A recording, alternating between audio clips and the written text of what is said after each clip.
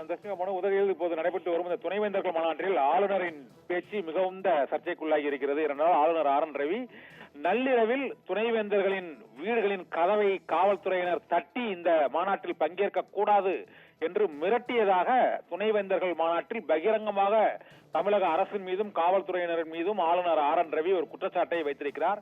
இது தவிர தமிழகத்தில் பல்கலைக்கழகத்தில் கல்வித்தரம் மிகவும் மோசமாக இருக்கிறது என்றும் அரசு பள்ளிகளில் அடிப்படை வசதிகளே இல்லை என்றும் அவர் குற்றச்சாட்டை கூறியிருக்கிறார். இதுவரை நடந்த துணைவேந்தர்கள் மாநாட்டில் இதுபோன்று அரசு பல்கலைக்கழகங்களின் துணைவேந்தர்கள் புறக்கணித்தது கிடையாது என்றும் இந்த முறை இவ்வாறு நடந்திருப்பது வேதனைக்குரியது என்றும் ஆளுநர் ஆர் என் ரவி இந்த மாநாட்டில் பகிரங்கமாக தமிழக அரசு மீது குற்றச்சாட்டாக கூறியிருக்கிறார். சில துணைவேந்தர்கள் உதகைக்கு வந்த போதிலும் மாநாட்டில் பங்கேற்கவில்லை, அவர்கள் மாநாட்டை புறக்கணித்திருக்கிறார்கள் என்றும் அவர் குற்றம் சாட்டியிருக்கிறார். இதனால் துணைவேந்தர்கள் மாநாட்டில் ஆளுநர் ஆர் என் ரவி தமிழக அரசு மீது நேரடியாக இந்த குற்றச்சாட்டை சுமத்தியிருக்கிறார். இன்று காலை ஆளுநரின் அந்த ஆளுநர் தலைமையில் துணைவேந்தர் மாநாடு தொடங்கி அதில் குடியரசு துணைத் தலைவர் ஜெகதீப் தங்கர் தொடங்கி வைப்பதிலிருந்து அங்கு பல்வேறு கட்ட போராட்டங்கள் நடைபெற்றன. பல துணைவேந்தர்கள் அங்கு வருகை புரிந்தும் வருகை புரியாமலும் அங்கு மாநாட்டு அரங்கிற்கு வந்துவிட்டு வெளியேறிய நிகழ்வுகளும் நடைபெற்றதால் இன்று உதகை ராஜ்பவன் காலையிலிருந்தே பரபரப்பாக காட்சியளித்தது.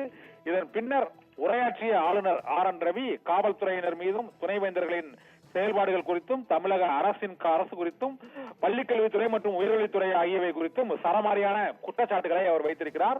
துணைவேந்தர்கள் மாநாட்டில் அரசு பல்கலைக்கழகங்களின் துணைவேந்தர்கள் பங்கேற்காததற்கு காரணம் காவல்துறையினர் மூலமாக அரசு அவர்களை மிரட்டியதுதான் காரணம் என்றும் அவர் பகிரங்கமாக குற்றம் சாட்டியிருக்கிறார். கல்வித்துறையின் வளர்ச்சிக்காக நடைபெறும் இதுபோன்ற மாநாட்டில் ஒரு அரசின் செய்கை இவ்வாறு இருப்பதை ஏற்றுக்கொள்ள முடியாது என்றும் ஆளுநர் ஆர் என் ரவி நேரடியாக தமிழக அரசின் மீதும் காவல்துறையினர் மீதும் பகிரங்க குற்றச்சாட்டை கூறியிருப்பது மிகுந்த ஒரு சர்ச்சையை ஏற்படுத்தி இருக்கிறது. பானு.